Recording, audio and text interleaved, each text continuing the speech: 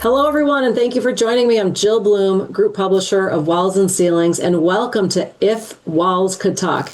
It's always an honor to have with me my great friend, Trent Cotney, partner of Adams and Reese. Trent, thanks so much for joining me. Jill, it's great to see you again. Well, Trent, it was great to see you at IRE.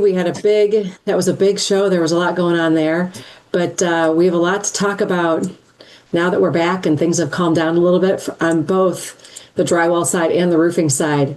Things are still a little crazy with a lot of the immigration things going on, but you've got some really good advice we were just talking about before we hit record. What does everybody need to know to keep themselves professional and out of the line of being targeted? Yeah, and look, Jill, this is a very difficult issue, and immigration itself is highly politicized. It's one of the reasons that as an industry, we've had a difficult time getting transformative change with regard to visas and other things to help our workforce.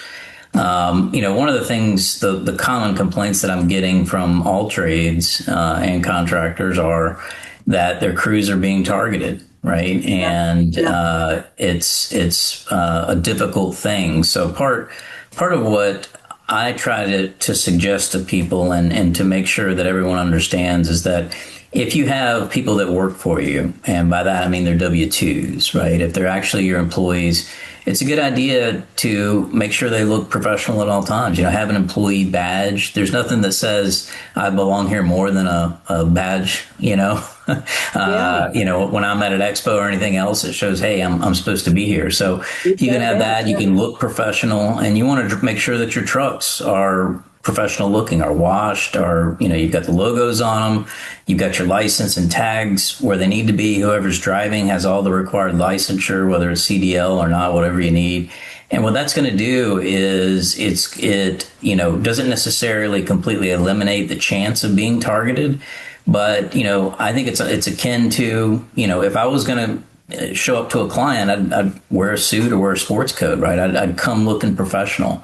And I wouldn't be wearing jeans and a t-shirt, right? Maybe for certain clients I would, but Yes. but you know what I'm saying. Like the goal is professionalism may dissuade that and intentional targeting. It is a very difficult time period for construction in general. The other thing I would say is make sure your employees understand and know their rights. We've talked about employee rights cards before. They've got the right to remain silent, the right to counsel, all those key things. And having that rights card on them really helps them kind of identify, what the issues are without having to remember them. That's a great way that you can support your crew and say, hey, here's some resources. The only thing I would say there is don't target any individual with those resources. Just make them generally available. You don't want to, unintentionally raise a discrimination claim. So. Yeah, you make some really great points, Trent. I mean, we all put our best foot forward as we're putting, even as like we do when we're even putting content out. But it's really professionalism matters, and hopefully this will help all the contractors listening to think about how are they their employees dressing, and but even not that, but the badge. I mean, clearly they're going out to a job site, so they need to be in certain apparel, but that they look professional is so important. Yeah, and I don't want to minimize the fact that targeting isn't necessarily a right thing, right? It shouldn't. Yeah. That it by no means am I suggesting that it is a great way to go about doing it. But what I am suggesting is that just like if you were going to an interview or you're meeting with a customer, professionalism matters. It matters in every aspect, and it may help dissuade that magnifying glass that's on our industry right now.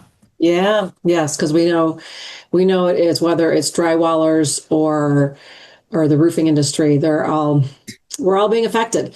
So, Absolutely. but thanks for that great insight, Trent. And then the other thing we wanted to talk about was just some of the challenges that contractors are coming across when it comes to design.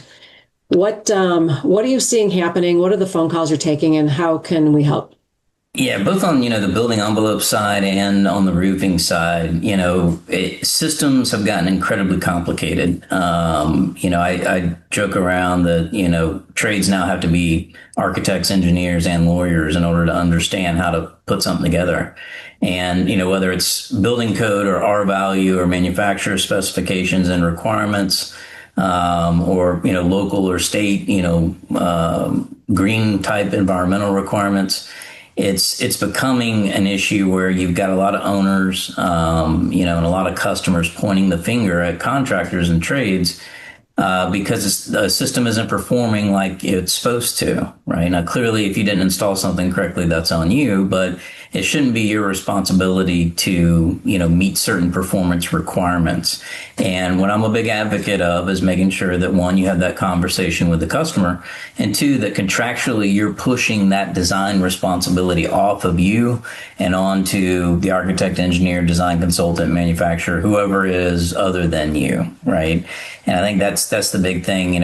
What I see, for our audience, when I'm looking at contracts, they all do a great job of saying what they're going to do.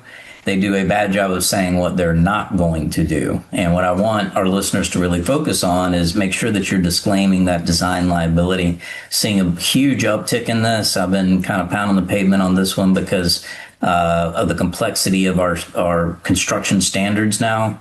It's making it real easy for plaintiffs' lawyers to come after, contractors and trades if it doesn't meet up to performance requirements. Yeah, and there's a lot of great resources out there that manufacturers have, and it's great to remind contractors to take advantage of that if they're not, because those reps out there are also there to help. Yeah, absolutely. Most manufacturers have a great technical department that can assist, as do, associations. So I encourage you to lean on both of those resources. They will help navigate you and hopefully help you avoid liability. I love it. Well, as always, Trent, thank you so much for your insight. If anybody has any questions, how do they find you? I know it's easy, but how do they find you? Sure. They can just email me, trent.cotney@arlaw.com, or anywhere social at Trent Cotney. Sounds great. And if anybody has any questions for us, it's roofingcontractor.com or wconline.com. And make sure you sign up for all our free content. Stay safe and healthy, and we'll talk to you soon. Thanks again, Trent. Thank you.